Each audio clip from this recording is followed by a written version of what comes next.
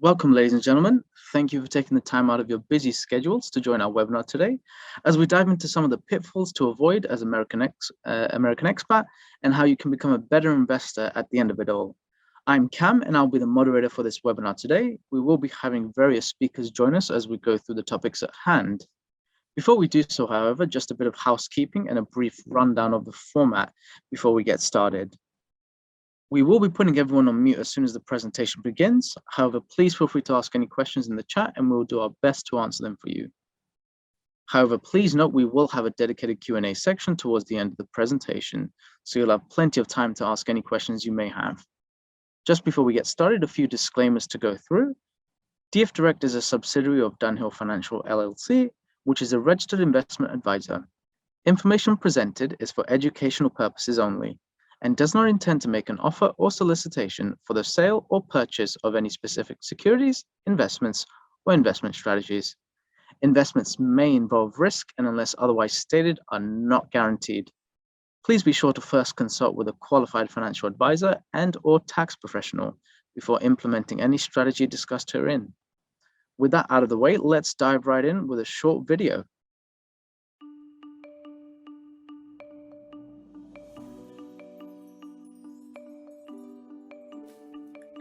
John Burrow once said, "A man can fail many times, but he isn't a failure until he begins to blame somebody else."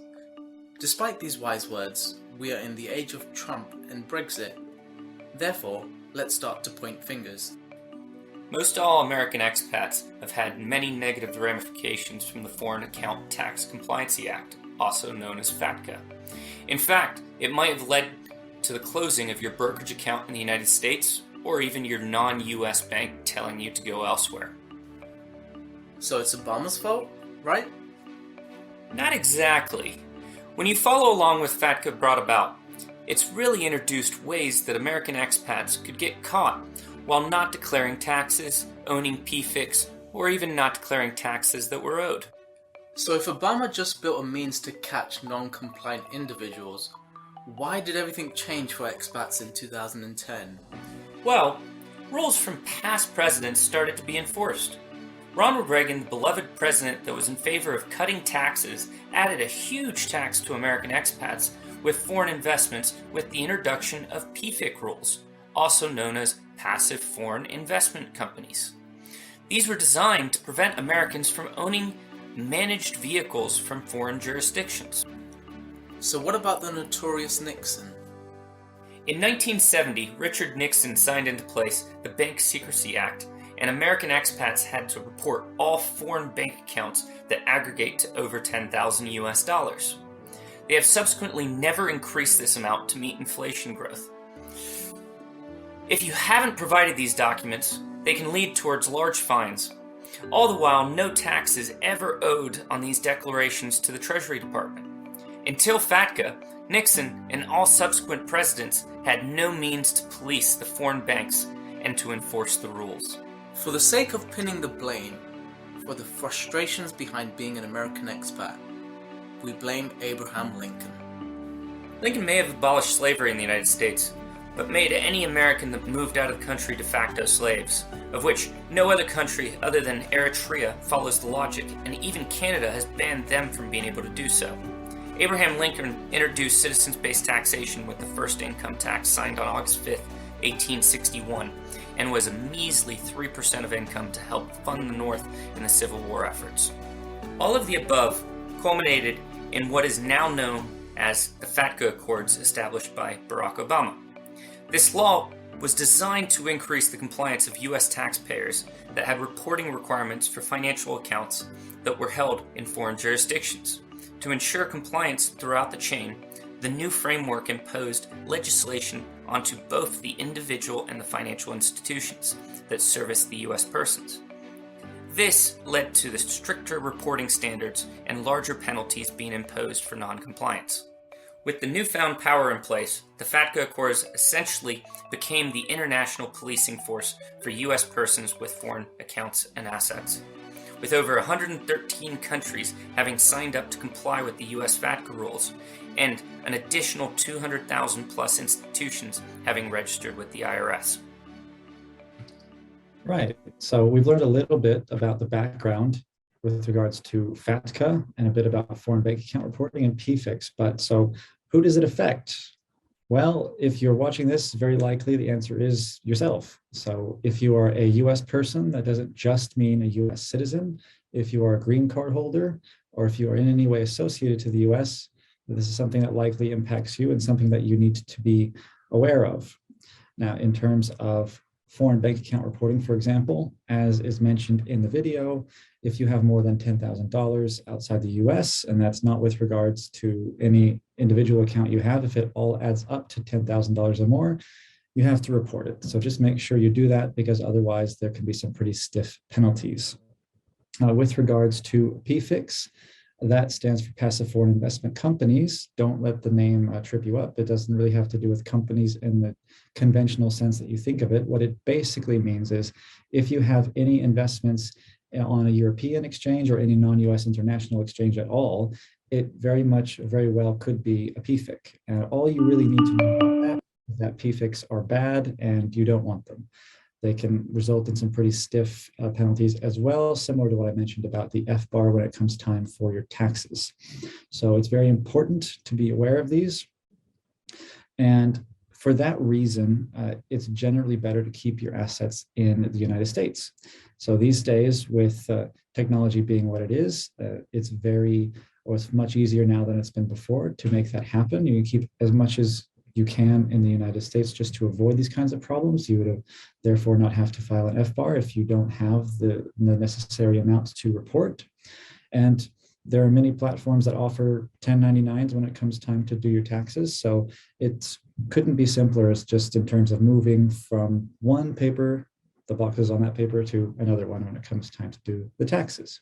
The fees are also another distinct advantage, as the industry in America generally is about, let's say, roughly 20 years ahead of Europe, for example. So you actually end up coming out ahead in terms of the fees you'll pay for these institutions as well. As far as safety, the investments you have would also, ideally, normally this should be the case, be covered by SIPC. So, okay, now we've talked a bit about that. What you should also say or think about is if you are living abroad, it doesn't necessarily mean you shouldn't have an account in the country that you're living in. After all, if you are living in Europe, for example, it should make sense that you need a bank account in euro because, well, you live in euro. So it's not to say you shouldn't have any bank account at all outside of the US, just that you should try to keep as much as possible on the US side while also having enough to live on in Europe. We generally would recommend that you have at least 3, ideally more like 6 months worth of savings for, let's call it a rainy day fund. Now you're living in a different currency than the United States and the US dollar. Now this means that you're basically at a currency risk. And there's 5 ways that you can manage this currency risk: future contracts, forward contracts, options, and swaps. Now the first 4 essentially are great ways if you have a short need to hedge something, but they tend to be a little bit more expensive if you're going to be managing your retirement accounts. So that's where you leave those as you're going to start a business in the next couple of years, you're going to buy a house in the next couple of years, or something of that sort. Those are strategies that you can use for those, and you should have an individual consultation with your advisor about them. We're going to talk about natural hedges today. Natural hedges are an important part of the bigger picture because it's all about how it's going to affect your portfolio.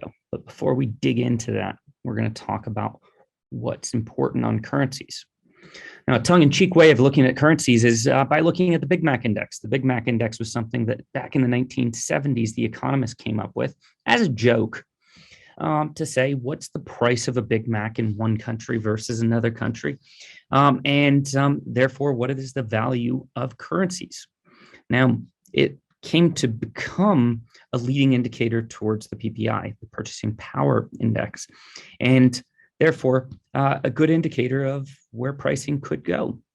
And we've given you a chart that just shows, compared to the dollar, there's only 3 currencies that are actually stronger than the dollar. Otherwise, everything's a little bit weaker according to the Big Mac Index. But if we look further back, if we go back a good decade or so, what you're going to find is that it's been a while since we've had many strong currencies. At the end of the financial crisis, everybody flocked to safe currencies. That included the Australian dollar, the Canadian loonie, the US dollar, the Swiss franc, the British pound, the Swedish krona, and the Norwegian crown. But with time, 2014 brought a commodity shock, and that commodity shock basically meant that commodity-rich countries like Australia and Canada were no longer such expensive currencies. We all know about Brexit, and that took the UK off that strong currency list, and that's where we were left with these 4 strong currencies. And through this pandemic shock, people gravitated towards those safe currencies and pushed those 4 currencies up. As we get to normalization, we would expect those 4 strong currencies to go down. So what's the real lesson to be learned here? Currencies tend to move in 10 to 15-year periods. And in these 10 to 15-year periods, they go up and they go down. But in our retirement accounts, they're going to have to go in a little bit different direction. So what do we do inside of our portfolio? Well, when we start to think about the root of our portfolio, we build that natural hedge, as we talked about earlier, in the currency that we're going to need the money. So if we're going to retire in the UK, I want you to use the GBP portfolio. Has a little less dollars, but a lot more pounds. This hedges the pound in our portfolio naturally. If we're going to start our business in 10 years in Europe, I want you to use the Euro portfolio. But if you're just abroad for a period of time and you're going to retire back to the United States, I'd like you to use the US dollar line of portfolios that has the biggest portion of those 3 currencies in US dollars. That's how natural hedging works, and that's how we use it to reduce our long-term risk. If we don't know where we're going to need the money, if we don't know where we're going to retire, maybe we take a little bit different semblance. So it'd be just like sailing from London over to the States. You don't know if you're going to go to Miami or New York. Well, what are we going to do? We're going to sail halfway between to North Carolina, and we can make the decision later on. That way we don't have to double down by sailing all the way up to New York and then having to go all the way down to Miami. If you're a sailor, that sounds wonderful. But if you're not, that just doubled your distance. So we might say, let's put half of our retirement in the Euro portfolio, half in the USD portfolio, and we'll start moving it one direction or the other as we get closer and closer to retirement and as we make our decision. As a socially conscious investor, you may want to create a financial portfolio that reflects your values. ESG, an acronym for Environmental, Social, and Governance, is a set of non-financial criteria that can be used with other performance metrics to assess potential investments. Using ESG, you can evaluate the impact of corporate governance and economic activity on the environment and on communities.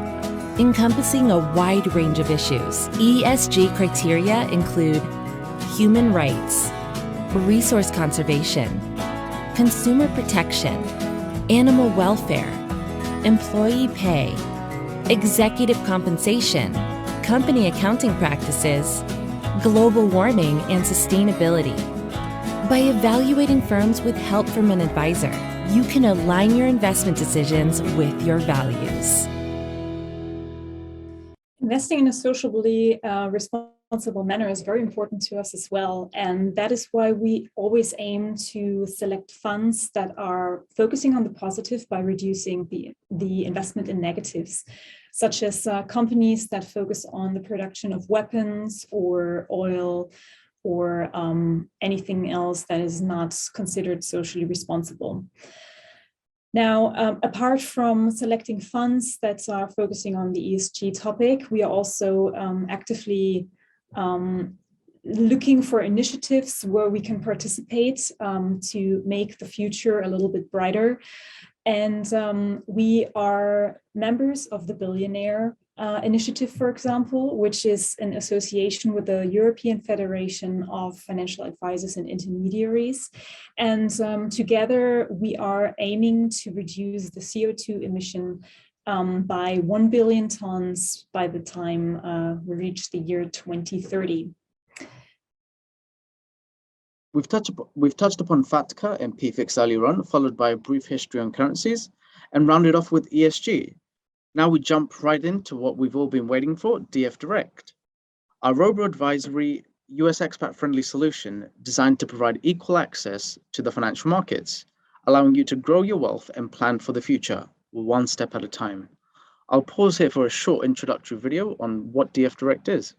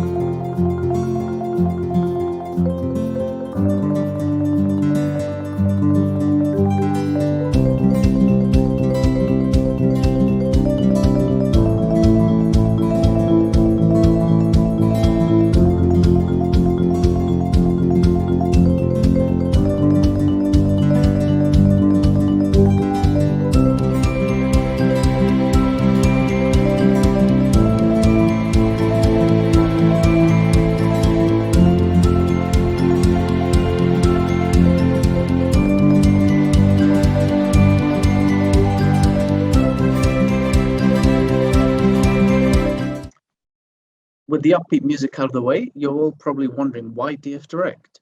What makes it different from other solutions on the market? We provide access to a wide range of US compliant investments with our model portfolios, a low cost, no minimum access point, perfect for getting started for the emerging affluent individual. In fact, it's so low cost that all of you attending the webinar today will get your first year completely free starting in the first quarter of 2022. Yes, that's right, completely free. Finally, DF Direct offers a truly digital-first onboarding experience, so you can get up and running in less than 15 minutes. Now, we know taking the first step is often the most challenging, whether you're starting from base camp or halfway through Mount Everest. Making it count matters, which is why we've made it as easy as possible to get started, just a few simple questions, and our algorithm gets to work. We've built DF Direct from the ground up to revolve around exploring different goals. We know that life is ever changing, so why should your finances and planning stay put? With our goals-based solution, we allow you to keep track of multiple goals and visualize getting from point A to point B. After all, it's just as much about the journey as it is the final destination. So hopefully by now, I've piqued your interest. So how do you get started? Simple, really. Just create a profile, list your goals, and fund your account. It's really that easy. With your typical account approval in less than 15 minutes, you've done your bit, so sit back and relax and let us take care of the rest. Now that's an interesting statistics right there, folks. 75% of expats worry about having enough for retirement. With DF Direct, you won't have to be just another number for statisticians. As Brian mentioned earlier on, we focus on currencies at the heart when building your diversified portfolio. We align our views and strategies with the longer term in mind, whilst focusing on keeping your goals on track, however ambitious they may seem. We've made DF Direct as simple as possible by focusing on what matters to you and stripping out the unnecessary jargon. Perfect for the first-time investor and seasoned veterans alike. So to sum everything up on why you should get started with DF Direct today, we make investing easy for expats. No more closed doors from legacy institutions who couldn't care less. As a fiduciary, we believe in sitting on the same side of the table, which is why we've adopted a fully transparent pricing model, which is just 0.5% on assets under management. Nice and simple with no hidden fees or upfront costs, just one flat fee. We build currency hedged portfolios based on where you intend to retire and are likely to need the funds. With our intuitive platform, we provide you with all the tools to keep track of your finances in one place. So no more digging through report sheets just to find the information important to you. We believe you should be able to focus on the big things in life. Leave investing to our AI-powered platform with experts to guide you along the way. So what are you waiting for? Get started today. Go direct, DF Direct. Thank you. A couple more resources you want to think about. First of all, if you need more than just investing, check out our US Expat guide. This will give you some hints for financial planning and all those things that you definitely don't want to run into in coming into problems. Know that you can always reach out to us to talk to our sister company, Dunhill Financial, to talk to any of our financial advisors if you need more help than just the investment side. On the other side, you have American Citizens Abroad, the only advocacy service that's built there for us as American expats. There's lots of great resources, and whether you become a member for a cheap price and help support having a lobbyist, yes, a lobbyist to support us as American expats, or if you're just there to use those nice, cheap resources, please sign up for their newsletter and support them today. You also want to look at accounting services. We included an article on why we don't like PFIX, but not from us because we're not accountants. That's from an outside accountant. Otherwise, just Google the resource. But if you do need a tax accountant, we would suggest speaking to Americans Abroad. Americans Abroad can help you pair up with tax accountants and other professionals as American expats to work with you. You'll also want to make sure whenever you're talking to a financial advisor that they're both registered in your home country and in the United States. You'll see Broker Check, where we're registered as a broker or as a registered investment advisor, and the FCA website, the UK's regulators, making sure that everybody's protected. If you're seeking financial advice, make sure that they're registered in that home country.